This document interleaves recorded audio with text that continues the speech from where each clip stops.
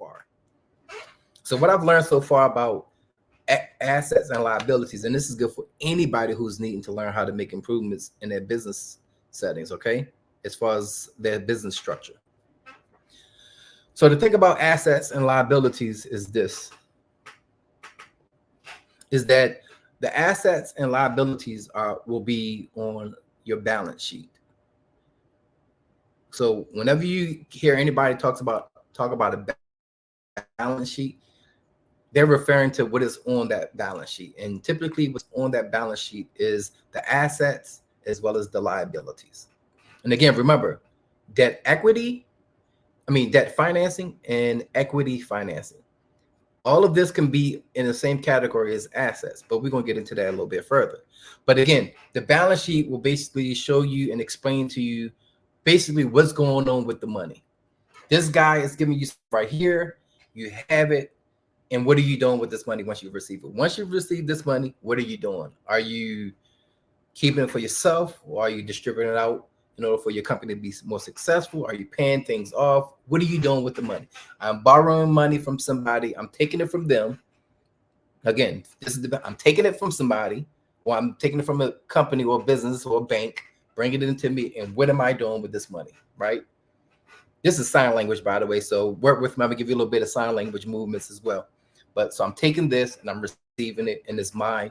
And then after it, what do I do with it? This is the most important part when it comes down to the balance sheet. You need to keep things balanced. Let me put my hand up. But let's get into it.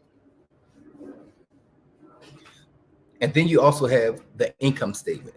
The income statement is ultimately just saying, how much money is this business making? What is the profits?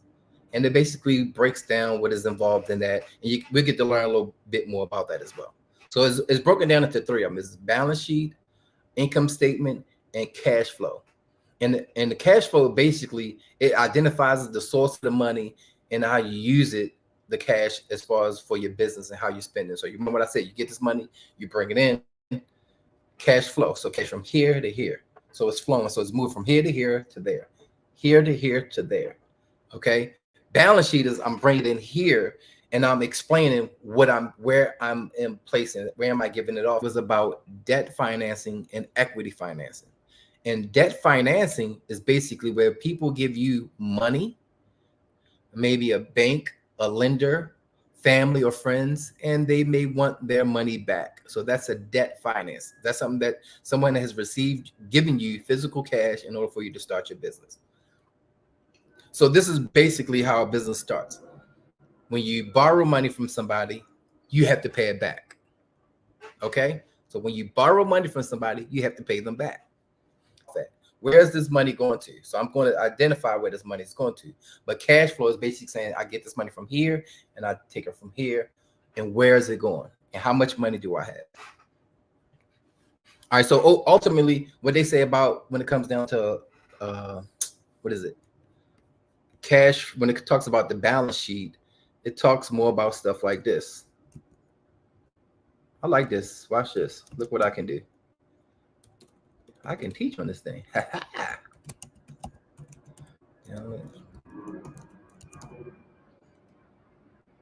Is balance sheet would be labeled like this. It would be something like this.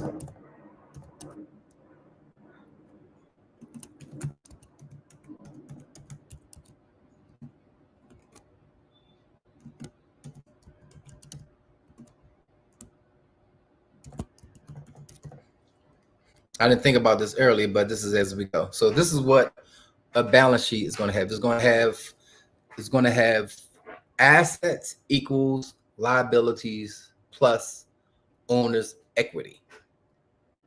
All right. So basically, this means that this is your business resources. This is what you get as far as the money that you will be getting. Your business resources. Okay, that's your asset. The things that you're able to use in order for you to help your business to be successful and grow. But then what is that amount that you're receiving from creditors? So this, like I said, this can be banks, it could be institutions, it could be family and friends that give you cash and they saying, look, I will give you some credit, but you need to pay me back. Physical, I have to pay you back. But then on the other side, you have um, the amount that the owners will give you. The owners, you remember what I said earlier, equity. So the owners are who? It could be myself, where I use my own personal funds to finance my business.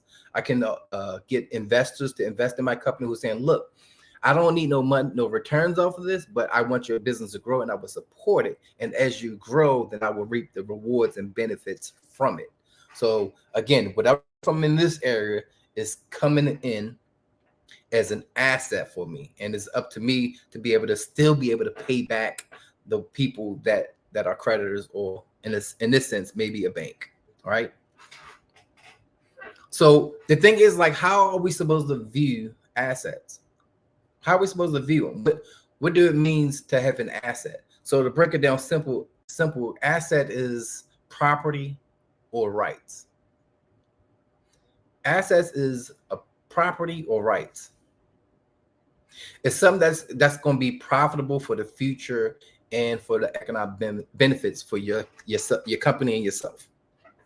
All right, a good example is this. What are things that will be on an asset sheet? If you get a balance sheet, you have some categories under there. Ultimately, you have the equity, as far as how much is being invested in company or how much has been borrowed. But now, how do you label something as an asset? How? So the thing is that an asset can be cash. Cash can be an asset. So somebody gave me some cash, that's an asset, because before I had zero. Now somebody gave me $50, I got 50. So that's an asset. But now it's like, what do I do with this asset? Do I take this asset and I go spend on some food and then my assets are completely gone? Or do I take this asset and say, okay, I would like to invest this into my business? So what I do is I take this cash and then I say, you know what? Say for instance, I want to own an ice cream shop, or I want to start a little street cart and I'm just want to sell ice cream. All right. I need to use this $50, and maybe I had some extra money. I say, look, let me get my 50 and this 50, and let me go to the candy store or go to the ice cream store or to a Cold Stone or wherever it may be, and let me purchase enough ice cream, $50 worth, or maybe a little bit more, and purchase ice cream. So now I use my $100 that I have and purchase $100 of ice cream. The goal is to sell it. So now when I spend this money and I buy the ice cream, is that considered an asset or is that considered a liability? That is considered an asset. Why? Because your business structure is that you're providing a service. You want to provide them with ice cream. So you want to sell ice cream to other people. So because you're receiving this money and you have your money and you bought $100 worth of ice cream, that is an asset, because the goal is that you're going to be able to use this ice cream in order for you to be able to bring back more returns for yourself. Another way that it can be considered an asset is after somebody give you the cash and to purchase the ice cream, they will put that in the category of inventory. So now you have an inventory full of ice cream, and the ultimate goal is to use this ice cream and to sell it to make a profit off of it.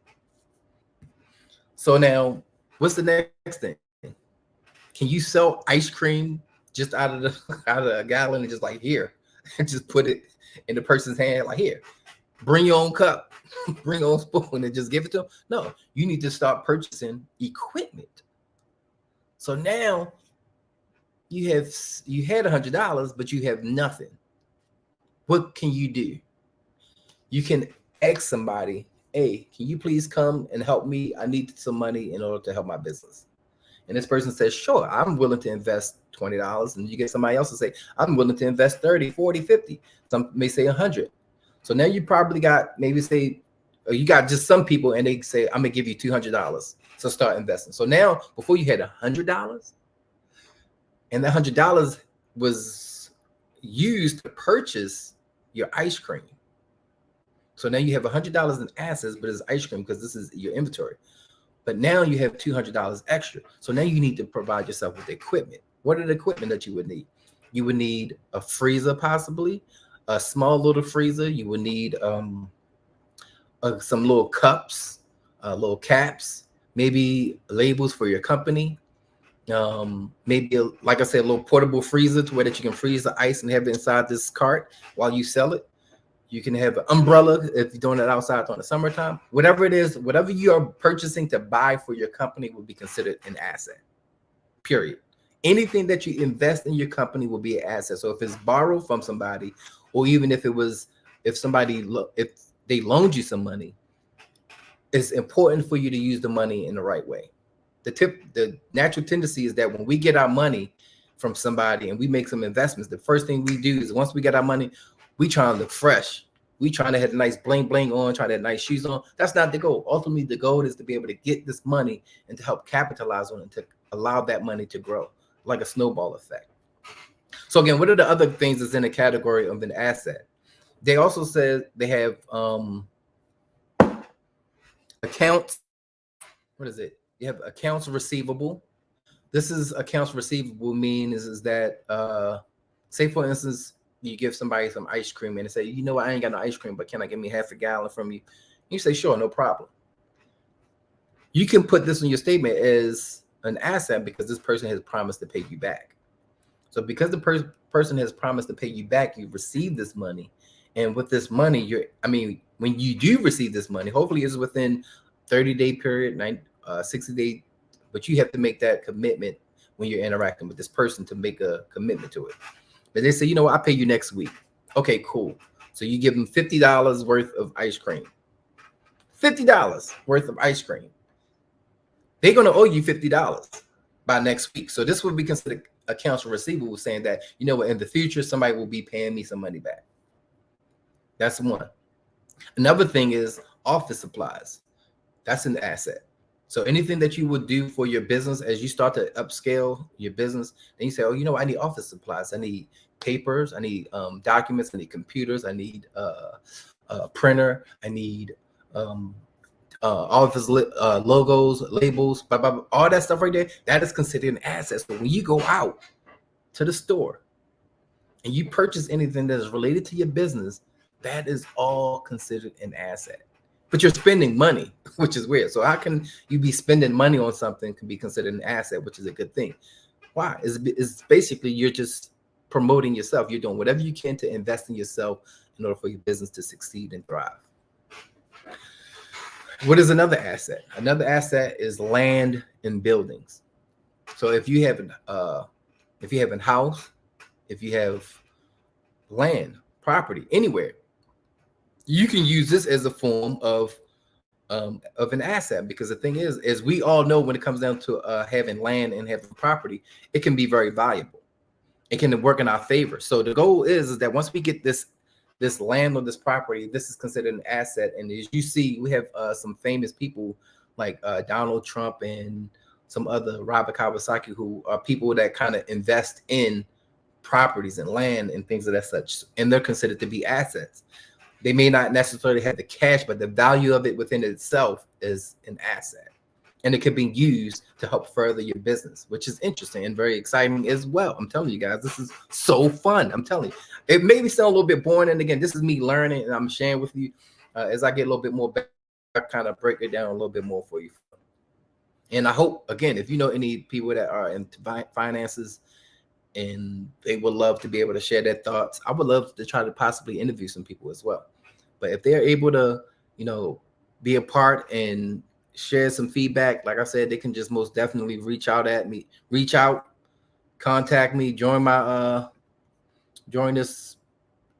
here, and they can contact me here. They can contact me there. They can contact me on IG directly, and then we can go from there, probably set something up and we can interview them. But what was so interesting, I didn't realize this, another asset is patents. Patents. Patents, meaning that if you come up with an idea, just listen to this idea, go to the government and patent your idea, meaning that nobody can ever use it, but this would be considered to be an asset because possibly in the future, this thing will be profitable and bring benefits to your company.